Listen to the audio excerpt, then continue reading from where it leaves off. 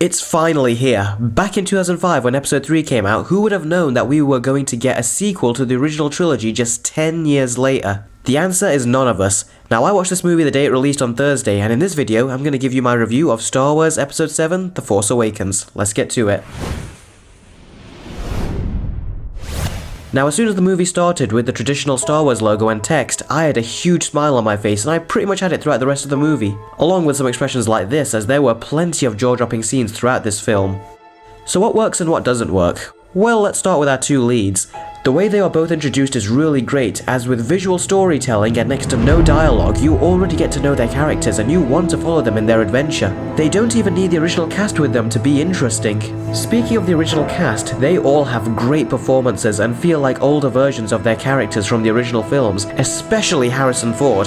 For quite a few years now, he has continuously been acting grumpy in his movies, but you can tell he is very dedicated in this role. For the first time in a long time, I didn't see grumpy Harrison Ford. I saw an older Han Solo, and his interaction with Finn and Rey was handled perfectly and was so much fun. I could just watch their scenes forever. Seeing him interact with Chewie was also a welcome return. Going back to Finn and Rey, these two have amazing chemistry. They're both so interesting individually, but once they meet and get acquainted, the actors really knock it out of the park, and to top it off, they aren't romantically involved like these types of characters usually are.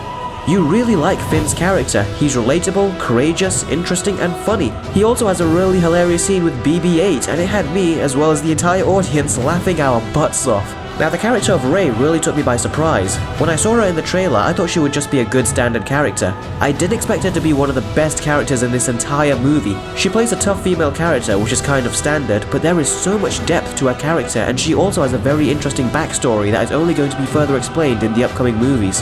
I really wish I could say more, but that won't be possible without spoiling the movie, and I'll save that for my spoiler review. Next up is Kylo Ren. Now just like Darth Vader, he has a kick-ass introduction and his actions from beginning to end are so vicious. He even uses the Force in new and scary ways that we haven't seen before. He also had some great scenes of comedy whilst keeping the seriousness of his character. There were times where he felt inconsistent though, and my opinions of him kept fluctuating, but looking back I thought he was a great character and I can only see him getting better in future movies. Also, there has been so much speculation as to who his character is. I won't tell you, but when you find out, it will blow your mind. Is he as good a villain as Darth Vader? Of course he isn't. It was obvious that he wasn't going to be, but I look forward to seeing him more developed in the future. Next up is the action scenes. They really are a treat for everyone, especially Star Wars fans.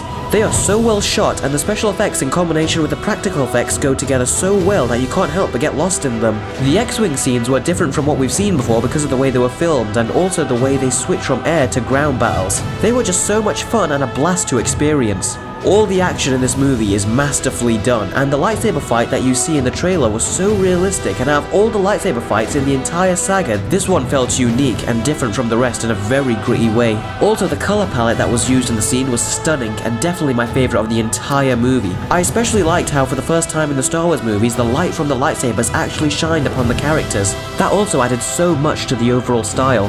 There is so much more I can say about this movie, guys. I can practically do a running commentary for the entire 2-hour movie, as every shot in the movie has so much stuff going on and it really is a visual marvel.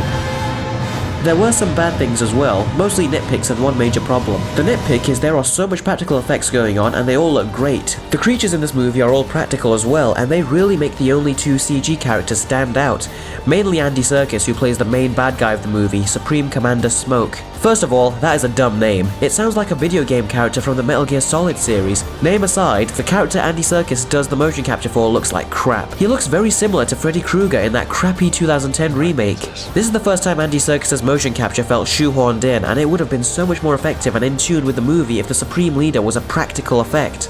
Also, my biggest problem with this movie is that it takes way too much from A New Hope. I mean, some of the stuff they take and improve on, such as Finn's relationship with Poe. Luke had an encounter with a pilot who was obviously meant to be a longtime friend in A New Hope, and that felt completely out of place as they didn't even establish this character before. Finn and Poe, however, in a small amount of time have established a quick and genuine friendship which you totally believe. That being said, most of the stuff in here is a remake of A New Hope. It's done very well, and the studio obviously played it safe and gave us something very familiar to get rid of the taste in our mouths left by the prequels, so I give it a pass this time, but I won't let them off the second, so they better try something new in episode 8 and 9. So overall guys, I had very high expectations for Star Wars The Force Awakens, and it surpassed them with flying colours. Does the movie have problems? Yes, it does, and even though I was analysing it for problems when watching it, I was surprised to see hardly any flaws that took away from the experience. It was exciting from beginning to end, and I am proud to give Star Wars The Force Awakens a 10 out of 10. I am a big fan of Star Wars, but I enjoyed myself way too much despite the movie's few flaws, and that's why I don't think it's deserving of losing even a single point. My ticket cost £13.50 to see it in a near IMAX experience, and it was worth every penny. And you know what? I actually want to see the movie again. I just didn't want it to end, and when a movie does that, you know it's doing something right. Also on a side note, J.J. Abrams' constant use of lens flares has been extremely mellowed down in this movie, and if any of you complain about them, then you are just looking for things to complain about, as you really don't notice them unless you go out of your way to find them. So in conclusion, J.J. Abrams has done a phenomenal job breathing new life into this franchise, and I look forward to seeing where it will go from here, and it is going to be really sad not to see him return for the next movie. That being said, if Abrams isn't returning, John Williams better be the one to score the rest of the movies, as there really is no one else who can compose music like this guy can. And he also did a great job scoring this movie, a few nitpicks aside. What else can you say except for the Force is strong with this one? The Force. It's true.